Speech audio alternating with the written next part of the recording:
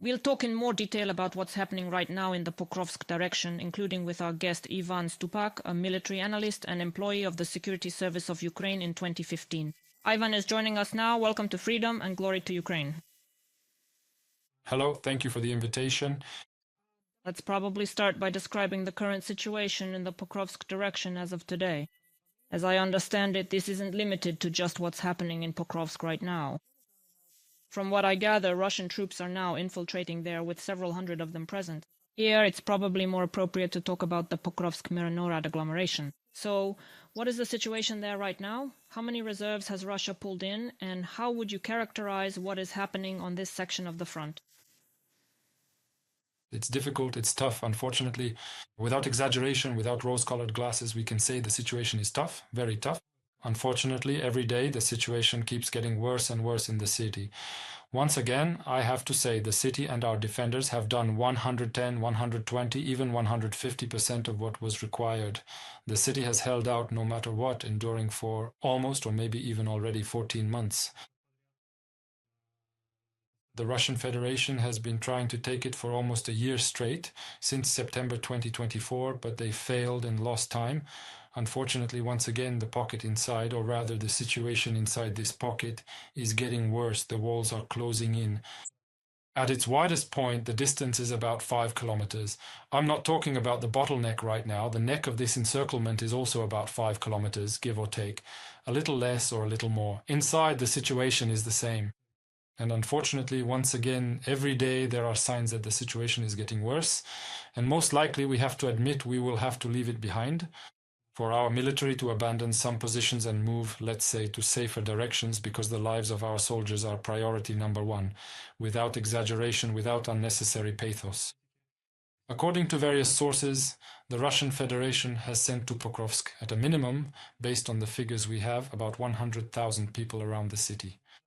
The highest figure mentioned by Spansirski is almost 170,000 people who are, in one way or another, involved around the city of Pokrovsk.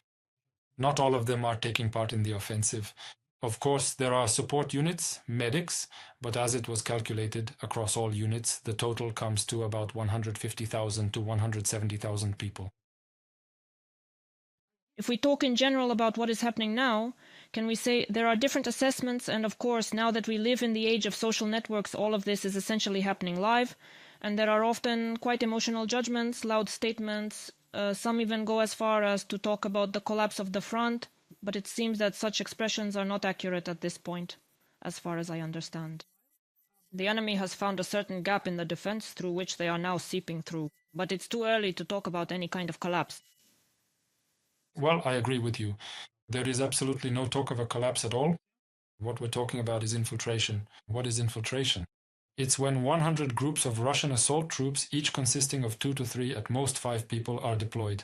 And they simply scatter in the direction of a specific location. They're very hard to find and catch because there are forests, and especially in an agglomeration like Pokrovsk, there are quarries, mines, spoil heaps, garages, industrial buildings, residential areas.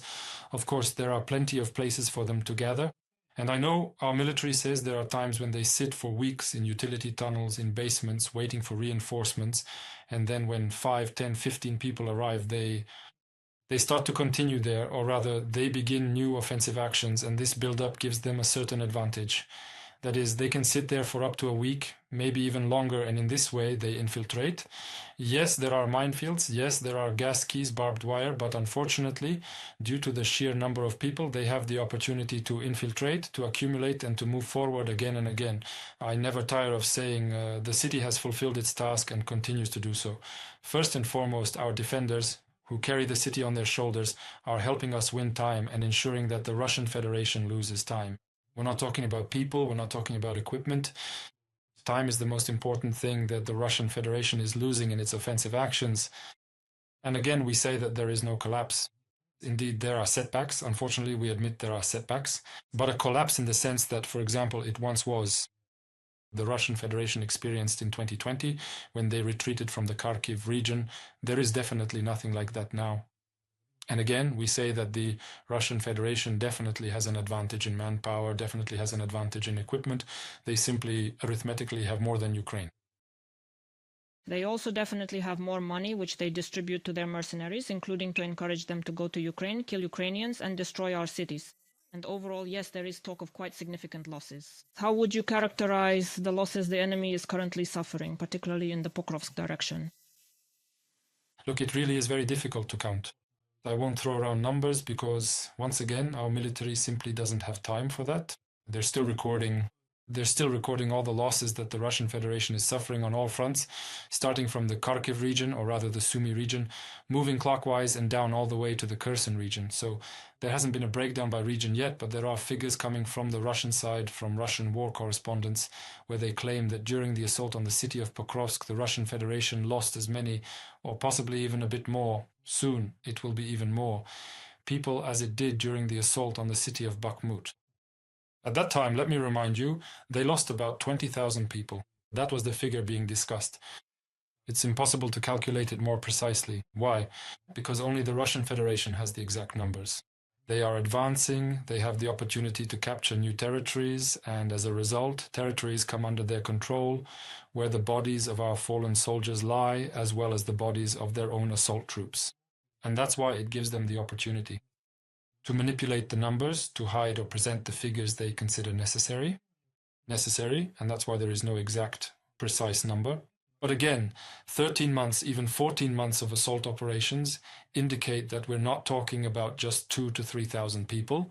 We're talking about more than 10,000 Russian servicemen killed as a result of the assault on just this one settlement. So those are the numbers. But on the other hand, if we look at the losses the Russians are currently suffering there, are these the assault troops who are entering the city, saboteurs, or is there also an opportunity to eliminate them on the approaches as well? Of course, intercepting them on the approaches is the best option, but again and again, we lack enough defenders, we lack enough drone aviation, and these groups are too scattered, small, and hiding.